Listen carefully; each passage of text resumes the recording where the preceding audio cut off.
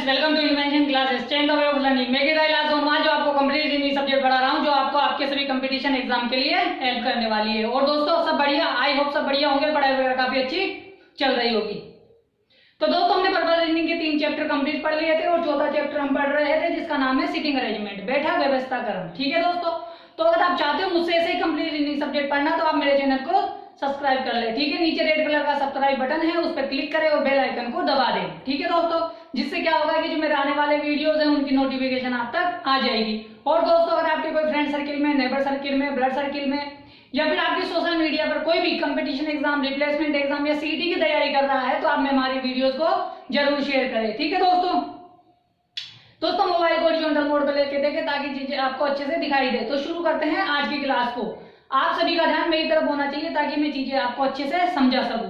ठीक है दोस्तों, तो दोस्तों हमने वर्बल रीजनिंग के 3 चैप्टर पढ़ लिए थे और चौथा जो चैप्टर पढ़ रहे हैं वो है सिटिंग अरेंजमेंट, बैठक व्यवस्था क्रम। इसके काफी वीडियोस मैंने पीछे करा दिए हैं। जो विद्यार्थी आज की क्लास को देख रहा है, मेरा उससे विशेष अनुरोध है कि जाके वो पीछे की क्लास को देखे ताकि उसे बेसिक चीजें समझ में आ जाए कि सिटिंग अरेंजमेंट को सोल्व करने के लिए उसे किन किन चीजों को फॉलो करना पड़ेगा।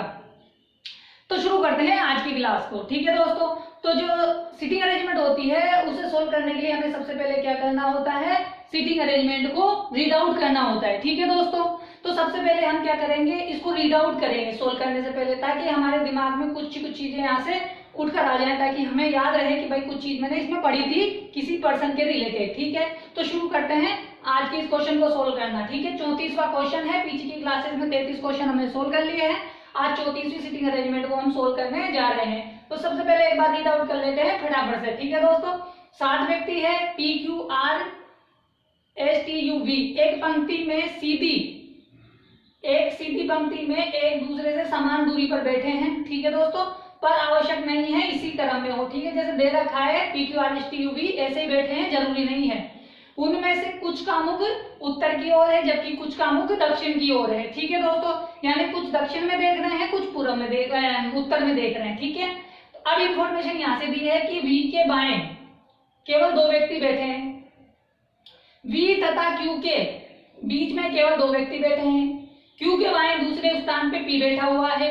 P के निकटतम पड़ोसियों का मुख विपरीत दिशा की ओर है, अर्थात यदि एक पड़ोसी का मुख दक्षिण की ओर है तब दूसरे का मुख उत्तर की ओर होगा, अर्थात व्युत्क्रम होगा यानी उल्टा होगा।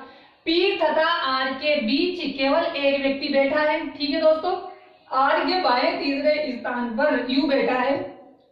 S Q का निकटतम पड़ोसी नहीं है। R के दोनों पड़ोसियों का मुख एक ही दिशा की ओर है, अर्थात एक पड़ोसी का मुख दक्षिण की ओर है तब दूसरे का मुख भी दक्षिण की ओर ही होगा।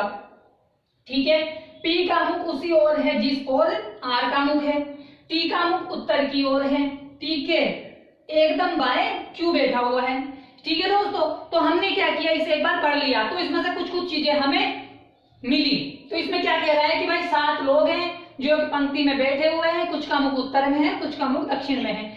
मैंने बताया था कि जब कभी भी हमें सिटिंग अरेंजमेंट को सोल्व करना होता है तो हमें ये देखना है कि भाई उसमें से ऐसी कौन सी लाइन को हम पकड़े जिससे कि सेंटेंस कनेक्ट होते चले जाएं, यानी हमारी सिटिंग अरेंजमेंट सोल्व होती चली जाए। तो जब मैंने शुरू में देखा कि V के बाएं केवल 2 व्यक्ति बैठे हैं, तो आगे जब मैंने देखा कि वहां पे भी V की बात हो रही है, V Q की बात हो रही है, यानी V यहाँ से कनेक्ट होके चला, आगे V और Q की बात हो रही है। जब मैं और आगे बढ़ा तो Q की बात हो रही है। तो यानी इससे मुझे ये पता लगा कि भाई साहब V की, अगर मैं V को पकड़ लेता हूँ तो V से मैं V को कनेक्ट करके Q को कनेक्ट कर दूंगा, Q से Q को कनेक्ट करूंगा, Q से भी नीचे जाके T के बाएं, उसने बोला था कि T के बाएं क्या नाम, एकदम बाएं Q बैठा हुआ है। तो मतलब मैंने इसमें देखा तो मुझे पता लगा कि भाई मैं सेंटेंस की शुरुआत फर्स्ट लाइन से ही कर सकता हूँ। ज्यादा जो सिटिंग मैनेजमेंट होती है वो पहली लाइन से ही कनेक्टेड होती है। 90% तो पहली लाइन से कनेक्ट होती है, 10% ऐसी होती है जो सेकंड या थर्ड लाइन से कनेक्ट होती है। ठीक है दोस्तों, तो शुरू करते हैं अब इसको सोल्व करना। अब देखो क्या कह रहा है कि मैंने कहा कि मैं सेंटेंस को मतलब पजल अरेंजमेंट को यहीं से शुरू करता हूँ सोल्व करना। यहाँ पे बोल रहा है कि V के बाएं केवल 2 व्यक्ति बैठे हैं। ठीक है दोस्तों, भाई V के बाएं 2 व्यक्ति तो बैठे हैं, लेकिन हमें ये नहीं पता कि V का मुख उत्तर की तरफ है या दक्षिण की तरफ है। मैंने कल का क्वेश्चन जब कराया था तो कल की क्वेश्चन में मैंने बहुत अच्छी एक सिटिंग अरेंजमेंट कराई थी। उसमें कुछ का मुख अंदर था, कुछ का मुख बाहर था, यानी केंद्र की तरफ था, जिसमें कुछ का मुख केंद्र की तरफ था, कुछ का मुख केंद्र से बाहर था। वैसा ही ये क्वेश्चन है, इसमें भी वही चीज बोल दी गई है कि भाई साहब बी के बाएं केवल 2 व्यक्ति बैठे हैं, लेकिन हमें ये पता ही नहीं है कि वी का मुख किधर है, उत्तर की तरफ है या फिर दक्षिण की तरफ है। तो हमें क्या करना है, जल्दी से सीटिंग अरेंजमेंट को सोल्व करने के लिए हमें 2 कंडीशनें माननी पड़ेगी, जिसमें एक बार तो हम वी का मुख उत्तर की तरफ कर देंगे और एक बार मुख दक्षिण की तरफ कर देंगे। तो ये बात आपको समझ में आई। अब शुरू करते हैं, ठीक है दोस्तों। तो सबसे पहले हमें क्या करना है कि वी का मुख किधर मानना है, उत्तर की तरफ मान लेते हैं, ठीक है दोस्तों। तो मैंने क्या किया कि वी का मुख उत्तर की तरफ मान लिया। वी के बाएं केवल 2 व्यक्ति बैठे हैं। देखो दोस्तों, जब कभी भी बात आ जाए केवल सिर्फ की, तो मतलब यह है कि उसके ज्यादा या कम, उसके अगर केवल बोला है, केवल 2 व्यक्ति बोला है, तो ना तो 2 से कम बैठ सकते हैं, ना 2 से ज्यादा बैठ सकते हैं। तो मैंने वी का मुख उत्तर की तरफ में किया है, ठीक है। तो वी के लिए ये कौन सा हो गया, ये तो इनका राइट हो गया, ठीक है, और ये इनका लेफ्ट हो गया, ठीक है। तो इसने क्या बोला है कि वी, मैंने यहाँ पे वी को बिठा दिया, वी के बाएं केवल 2 व्यक्ति बैठे हैं, वी का मुख उत्तर में है। जब भी किसी का मुख उत्तर में होता है तो हमेशा अपना राइट लेके करें और अपना लेफ्ट मान ले, ठीक है। तो मेरा वाला राइट ये है और मेरा वाला लेफ्ट ये है। तो मुझे क्या बोला गया है कि वी के बाएं, यानी आप उस व्यक्ति की जगह बैठ जाइए, खुद को बिठा लीजिए। वी के बाएं केवल 2 व्यक्ति बैठे हैं। वी के बाएं मतलब मैं इधर बहुत बात कर रहा हूँ कि वी के बाएं, वी का बाएं कौन सा होगा, इधर वाला, क्यों, क्योंकि उसका मुख उत्तर की तरफ है। तो वी के बाएं दूसरे स्थान पर, वी के बाएं केवल 2 व्यक्ति है, तो मैं क्या कर सकता हूँ कि बी के बाएं 2 व्यक्तियों को बिठा सकता हूँ, ठीक है। लेकिन मुझे नहीं ये पता नहीं है कि इनका मुख किधर की तरफ है, लेकिन हाँ ये पता है कि भाई सब बैठेंगे तो 2 व्यक्ति इधर। अब बाकी जो व्यक्ति बचे हुए हैं वो किधर बैठ जाएंगे, इधर की तरफ बैठ जाएंगे। कितने लोग हैं, 7 लोग हैं, तो 3 तो ये आ गए, 4, 5, 6 और 7, ठीक है दोस्तों। आई वो बात समझ में आई। ऐसे ही हमें क्या करना है, अब हमें क्या करना है, वी का मुख किधर की तरफ करना पड़ेगा, दक्षिण की तरफ करना पड़ेगा। जब मैं वी का मुख दक्षिण कर दूंगा तो इसके लिए लेफ्ट तो ये वाला हो जाएगा और इसके लिए राइट ये वाला हो जाएगा। आई होप दोस्तों बात समझ में आई होगी कि मैंने क्या किया है कि दोनों को अलग अलग कंडीशन मान के दिया है। एक कंडीशन में वी का मुख उत्तर की तरफ है और एक का मुख दक्षिण की तरफ है। अब इसने क्या बोला कि वी के बाएं, अब बताइए वी का मुख दक्षिण में है तो वी का बायां कौन सा होगा, ये वाला होगा। तो वी के बाएं केवल 2 व्यक्ति बिठाने हैं, तो मैंने क्या किया, वी के बाएं 2 व्यक्ति बिठा दिए और बचे हुए जो 4 लोग हैं वो इधर बैठ जाएंगे, ठीक है, क्योंकि इसके बाकी तो कोई बैठ ही नहीं सकता, उसने ऐसे कह दिया केवल 2 ही व्यक्ति बैठेंगे। तो बाकी व्यक्ति किधर बैठेंगे, 1, 4 व्यक्ति इधर बैठ जाएंगे, ठीक है दोस्तों। आई होप समझ में आया कि 2, 2, 4 तो 6, 7 कि मैंने कैसे बिठाया है। मैंने सबसे पहले वी को एक बार उत्तर में मान लिया और एक बार दक्षिण में मान लिया। तो दक्षिण में उसने उत्तर में बोला था कि वी के बाएं केवल 2 व्यक्ति बैठे, यानी 2 ही जगह खाली है।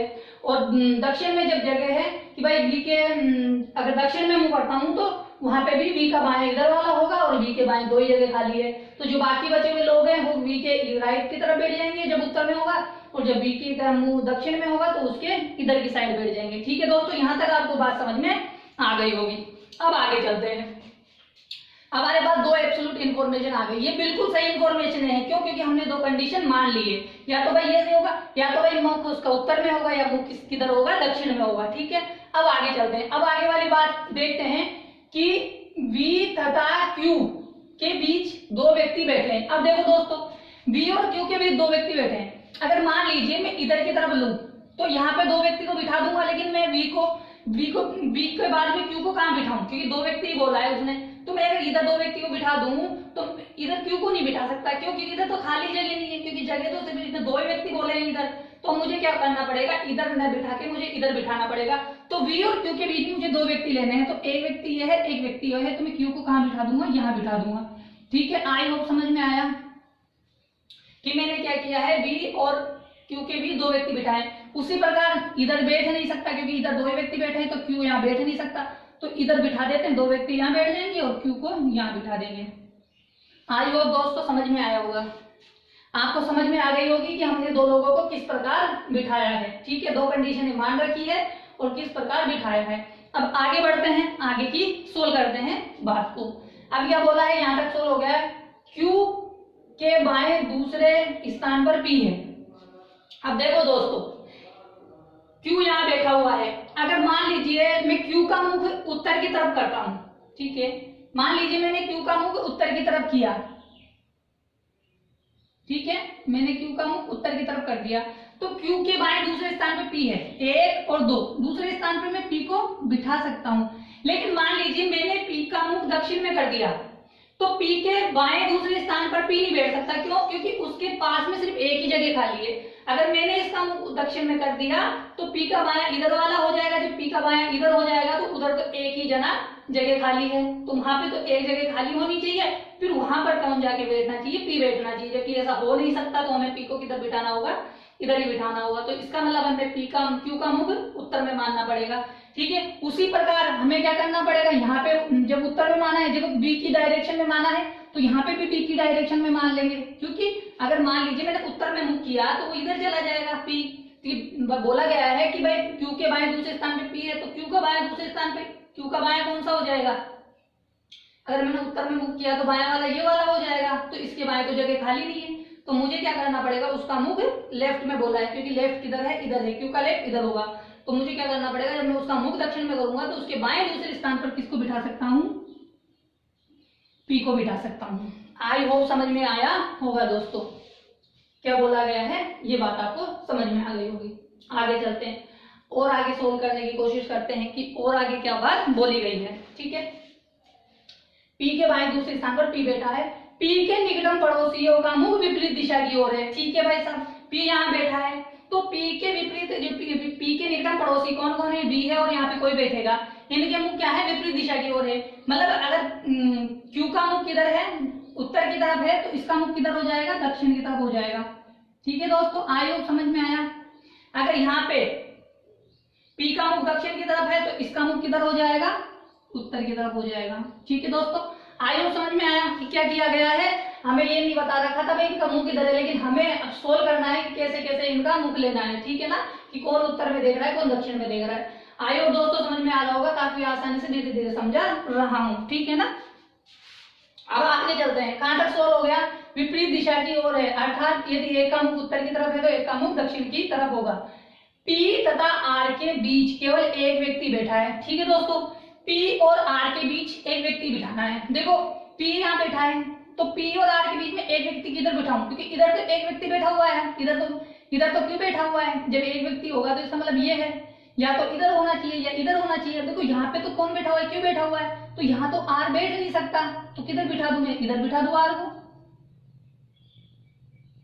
उसी प्रकार भाई P यहाँ बैठा है, तो इधर तो R बैठ नहीं सकता, तो मैं इधर बिठा सकता हूँ किसको? R को, ठीक है दोस्तों। आया समझ में क्या किया गया है? कि भाई साहब ये किया गया है कि भाई R और P के बीच में एक व्यक्ति को बिठाया गया है केवल, क्योंकि केवल बोला गया है वहां पे कि उनके बीच में केवल एक व्यक्ति बैठा हुआ है, ठीक है। कहाँ है? R तथा Q के बीच केवल एक व्यक्ति बैठा हुआ है। अब क्या बोला है कि R के बाएं तीसरे स्थान पर V है, U है, R के बाएं तीसरे स्थान पर V है। देखो R यहाँ है, अब R को मैं बायां कैसे बिठाऊं? इसका मुख उत्तर में करूं कि दक्षिण में करूं? इसके बाएं तीसरे स्थान पर U बैठ जाए। देखो अगर मैं मान लो इसका मुख उत्तर की तरफ करता हूं, तो इसका बायां इधर वाला हो जाएगा, तो इधर तो कुछ जगह खाली नहीं है, तो जगह खाली नहीं है, तो इसका मतलब मैं इसका मुख किधर कर सकता हूँ? दक्षिण की तरफ कर सकता हूँ। और इसका मुख दक्षिण की तरफ करूँ तो इसका बायां इधर वाला हो जाएगा। जब इसका बायां इधर वाला हो जाएगा तो तीसरे नंबर में जिसको बिठाना है U को बिठाना है, तो 1 2 3 तीसरे स्थान पर U को बिठा दिया। उसी प्रकार यहाँ पे कर लेते हैं। अब क्या करना है? क्या बोला गया है कि R के बाएं, अब देखिए R के बाएं अगर मैं उत्तर की तरफ करूँ R का मुख, तो R के बाएं यहाँ पे बैठ सकता है, लेकिन अगर मान लीजिए मैं दक्षिण की तरफ कर दूं तो R का बायां ये हो जाएगा, जबकि इधर जगह खाली नहीं है। तो मुझे क्या करना पड़ेगा? R का मुख किधर करना पड़ेगा? उत्तर की तरफ करना पड़ेगा। जब मैं उत्तर की तरफ करूंगा तो R के बाएं तीसरे स्थान पर किसको बिठा सकता हूँ? U को बिठा सकता हूँ। क्यों? क्योंकि U का R का दायां ये बायां ये वाला हो जाएगा, 1 2 3, तो यहाँ पे कौन बैठ जाएगा? U बैठ जाएगा। आई होप दोस्तों समझ में आया क्या किया गया है कि मुझे इस तरह बिठाया गया है। अब आगे की और बात देखते हैं कि और क्या बोला गया है। अब देखो आगे बोला गया है कि S Q का निकटतम पड़ोसी नहीं है, ठीक है भाई। जो S है Q का निकटतम पड़ोसी नहीं है भाई, S यहाँ नहीं बैठ सकता Q के पास, तो यहाँ नहीं बैठ सकता, तो यहाँ तो जगह खाली है ना, यहाँ बिठा देंगे। यहाँ नहीं बैठ सकता तो यहाँ बिठा देंगे। अब बचा हुआ कौन है? बचा हुआ व्यक्ति T है, तो T कहाँ बैठ जाएगा? यहाँ बैठ जाएगा, पी कहाँ बैठेगा, यहाँ बैठ जाएगा। आया दोस्तों समझ में कि किस प्रकार दिखाया गया है। अब इनमें से एक कंडीशन को सही करना है, एक कंडीशन को गलत करना है। क्यों? क्योंकि हमने दो कंडीशन मान रखी है कि दोनों सही हो नहीं सकती, क्योंकि हमने एक कंडीशन में वी का मुख दक्षिण में लिया है तो एक में उत्तर की तरफ लिया है। तो अभी तो कुछ लोगों का मुख कंफर्म हुआ है, 4 लोगों का, अभी 3 लोगों का मुख बाकी है जिनको हमें कंफर्म करना है कि किसका मुख उत्तर में है, किसका मुख दक्षिण में है। ठीक है, देखो अब हम कहां तक पहुंच गए, यहां तक पहुंच गए। ठीक है, आर के दोनों पड़ोसियों का मुख एक ही दिशा की ओर है। अब देखो हम आर को पकड़ेंगे, आर यहाँ है, आर के दोनों पड़ोसियों का मुख किधर है, एक ही दिशा में होना चाहिए। देखो इसका मुख अगर उत्तर में है वी का, तो इसका मुख भी किधर होना चाहिए, उत्तर में होना चाहिए। यहाँ पे आर कहाँ है, यहाँ है, तो आर के दोनों पड़ोसियों का मुख एक ही दिशा में होना चाहिए। यदि इसका मुख किधर है, वी का मुख पड़ोसी का दक्षिण में है, तो एस का मुख भी दक्षिण में होना चाहिए। अब देखो, अब हमने क्या किया, इनका मुख परिवर्तन कर दिया। अब आगे चलते हैं, पड़ोसियों का मुख एक ही दिशा की ओर। ठीक है, पी का मुख उसी ओर है जिस ओर आर का मुख है। देखो दोस्तों, अब इसने बोला है कि पी का मुख उसी ओर है जिस ओर आर का मुख है, तो पी का मुख किधर है, दक्षिण की तरफ है, तो पी का मुख किधर हो जाएगा, दक्षिण की तरफ। यहाँ पे आर का मुख किधर है, उत्तर की तरफ, तो इसका मुख पी का मुख किधर हो जाएगा, उत्तर की तरफ। आगे चलते हैं, टी का मुख उत्तर की ओर है। देखिए टी का मुख क्या बोला गया है, उत्तर की ओर बोला गया है, तो टी का मुख मैंने उत्तर की तरफ कर दिया। ठीक है, अब लास्ट को लाइन को पढ़ते ही हमारे पास ये पता लग जाएगा कि इनमें से कौन सी कंडीशन गलत है, कौन सी सही है। क्यों? क्योंकि सभी लोगों को हम का मुख डिसाइड हो गया कि कुछ उत्तर में है, कुछ दक्षिण में है, लेकिन अभी ये नहीं पता लगा कि कौन सी कंडीशन सही है, फर्स्ट सही है या सेकंड सही है। तो लास्ट की जो लाइन है वो ये डिसाइड कर देगी कि भाई साहब कौन सा डायग्राम सही है, कौन सा गलत है। देखो टी के एकदम बाएं क्यों बैठा हुआ है, अब देखो टी के एकदम बाएं, देखो टी का मुख किधर है, उत्तर की तरफ है, तो टी का बायां कौन सा होगा, इधर वाला होगा। तो टी के बाएं एकदम कौन बैठा हुआ है, क्यों बैठा हुआ है। क्या ये बात सही है, टी के एकदम बाएं कौन बैठा हुआ है, क्यों बैठा हुआ है। बिल्कुल, टी के बाएं एकदम कौन बैठा हुआ है, क्यों बैठा हुआ है। ठीक है, तो इसका मतलब ये कंडीशन एकदम सही है, सही है। ठीक है, लेकिन ये भी तो देख ले कि सेकंड गलत है। अब वो देख लेते हैं, टी कहाँ बैठा हुआ है, यहाँ बैठा हुआ है। टी का मुख किधर बोला गया है, उत्तर बोला गया है, तो टी का बायां कौन सा है, ये वाला है, और दायां कौन सा है, ये वाला है, क्योंकि उसका मुख उत्तर की दिशा के।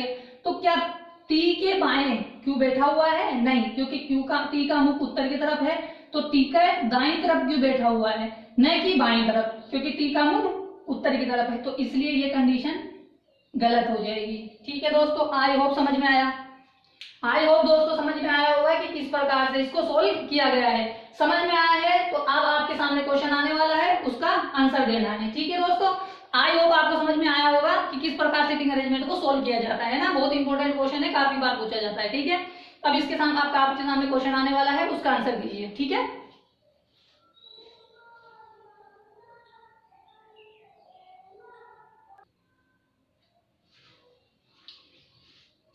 ठीक है दोस्तों, अब आपके सामने पहला क्वेश्चन आ गया है स्क्रीन पे, अब इसका आंसर दीजिए। ठीक है, हमने सीटिंग अरेंजमेंट को सोल्व कर लिया है, अब हमें क्वेश्चनों का आंसर देना है। देखो क्या बोला गया है कि निम्नलिखित में से कोण V तथा Q के एकदम बाएं बैठे व्यक्ति के बीच में बैठा है, बताइए इसका आंसर क्या हो सकता है। बहुत इंपॉर्टेंट क्वेश्चन है, बताइए कि V यहाँ है तथा Q के एकदम बाएं, Q के एकदम बाएं U, V और U के ठीक बीच में कौन बैठा है, P बैठा है।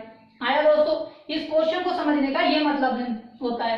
कई बार क्या होते हैं, वो ये देख लेते हैं कि V यहाँ है और Q यहाँ है, इन दोनों के बीच में तो 2 लोग बैठे हैं, तो वो आंसर में क्या देते हैं, दिए गए विकल्पों के अलावा, जबकि ऐसा नहीं है। उसने ये बोला गया है कि V के बारे में तो सिंपल बोला है, लेकिन तथा Q के एकदम बाएं बैठे व्यक्ति, Q के एकदम बाएं कौन बैठा है, U बैठा है। क्यों? क्योंकि Q का मुख किधर है, उत्तर में। जब उत्तर में है तो Q का बायां कौन सा है, ये, तो इसके ठीक बाएं U बैठा है। अब पूछा है कि U और V के ठीक बीच में कौन बैठा है, P बैठा है। आई होप दोस्तों समझ में आया। तो इस हिसाब से आंसर क्या होना चाहिए, P। तो आंसर क्या होगा हमारा, P वाला होगा, न कि ये वाला दिए गए विकल्पों के अलावा। यानी आप इसको न चुन ले, क्योंकि आप सोचते हो कि भाई इसके बीच में तो 2 लोग दिए हैं, P और U, इसलिए आपको क्या करना है, थोड़ा देखना है कि क्वेश्चन किस तरह से पूछे जाते हैं। ये भी जरूरी होता है कि क्वेश्चन को किस प्रकार से पूछा गया है। ठीक है दोस्तों, आप स्क्रीनशॉट ले लें, अगला क्वेश्चन आपके सामने आने वाला है, उसका आंसर देने के लिए तैयार हो जाए।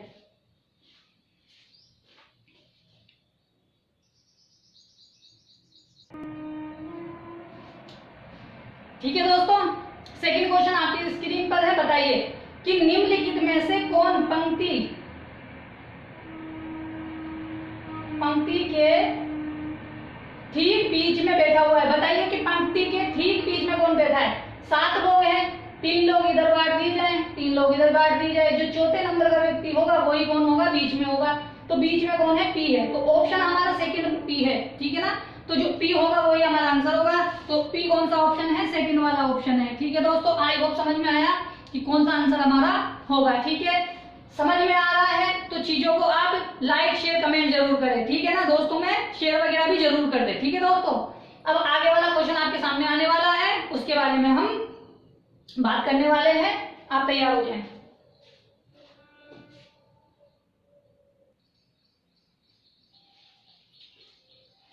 ठीक है दोस्तों, तीसरा क्वेश्चन आपके सामने स्क्रीन पर है, इसका जवाब दीजिए। निम्नलिखित में से कौन सा कथन सत्य है। बताइए कि 4 कथन 5 कथन दिए हुए हैं, इनमें से कौन सा सत्य है, बताइए। ठीक है, इसका जवाब देते हैं। देखो, एस का मुख दक्षिण की ओर है। क्या एस का मुख दक्षिण की ओर है, उत्तर की ओर है, गलत हो गया। क्यू के बाएं तीसरे स्थान पर बी है, यहाँ पर कौन है, क्यू है। क्यू के बायां, क्यू का मुख उत्तर की तरफ है तो क्यू का बायां उधर वाला होगा। ठीक है, क्यू के बाएं तीसरे स्थान पर बी है तो क्यू के बाएं चले 1 2 3, तीसरे स्थान पर बी है, बिल्कुल है। तो हमें पता लग गया कि हमारा आंसर कौन सा है, सेकंड वाला है। ठीक है, जब सेकंड वाला है तो हमें आगे चेक करने की आवश्यकता नहीं है। ठीक है ना, चाहो तो चेक करो, वरना कोई जरूरत नहीं है। ठीक है, देख लेते हैं। निम्नलिखित विकल्पों में से कोई नहीं, जबकि हमें मिल गया है आंसर। आर तथा पी के ठीक बीच में एस है। आर तथा पी के ठीक बीच में एस है, हो ही नहीं सकता। आर और पी के बीच में तो वी है, ये भी गलत हुआ। पी के एकदम दाएं यू बैठा हुआ है। पी के एकदम दाएं यू है क्या, यू का पी का मुख दक्षिण में है तो पी के बाएं बैठा हुआ है यू, न कि दाएं बैठा हुआ है, इसलिए से ये भी आंसर नहीं है। आई होप समझ में आया हमारा आंसर कौन सा होगा, सेकंड वाला होगा। ठीक है ना, अगर समझ में आया है स्क्रीनशॉट ले लें, आगे वाला क्वेश्चन आपके सामने आने वाला है। ठीक है दोस्तों,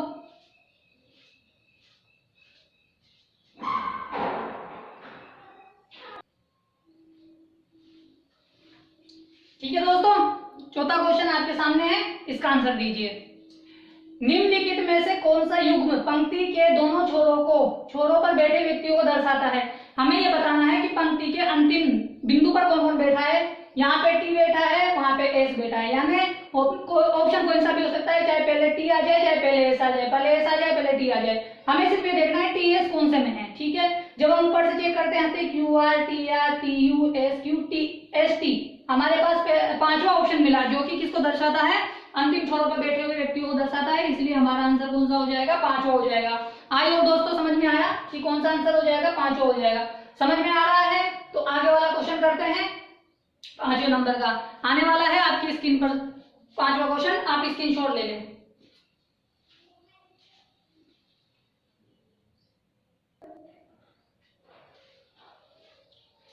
ठीक है दोस्तों, 5वां क्वेश्चन आपकी स्क्रीन पर है, इसका जवाब दीजिए।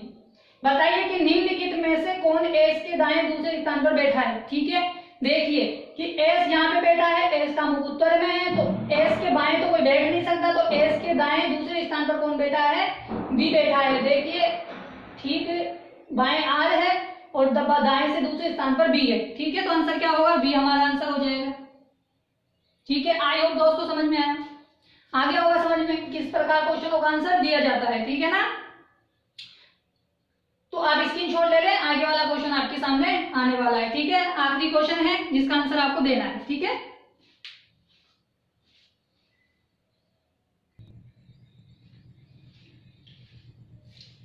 ठीक है दोस्तों, तो आपके सामने 6ठे नंबर का क्वेश्चन है, इसका आंसर दीजिए कि निम्नलिखित में से कौन सा युग्म, ठीक है, कौन सा युग्म, ठीक है,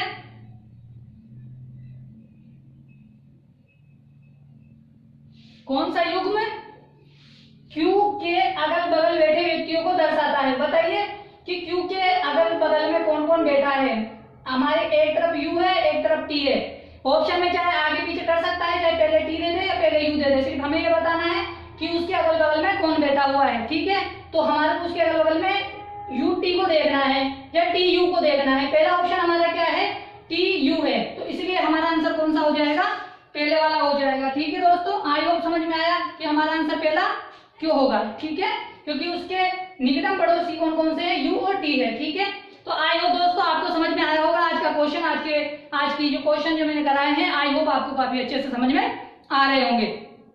ठीक है, तो आज हमने 34वां क्वेश्चन कर लिया है, कल 35वां क्वेश्चन करेंगे। ठीक है ना, अगर आप चाहते हो मुझसे ऐसे कंप्लीट रीजनिंग सब्जेक्ट पढ़ना तो आप मेरे चैनल को सब्सक्राइब कर ले। ठीक है, नीचे रेड कलर का सब्सक्राइब बटन है, उस पर क्लिक करें और बेल आइकन को दबा दें, जिससे क्या होगा, जो आने वाले वीडियोस है मेरे उनके नोटिफिकेशन आप तक तुरंत आ जाएंगे।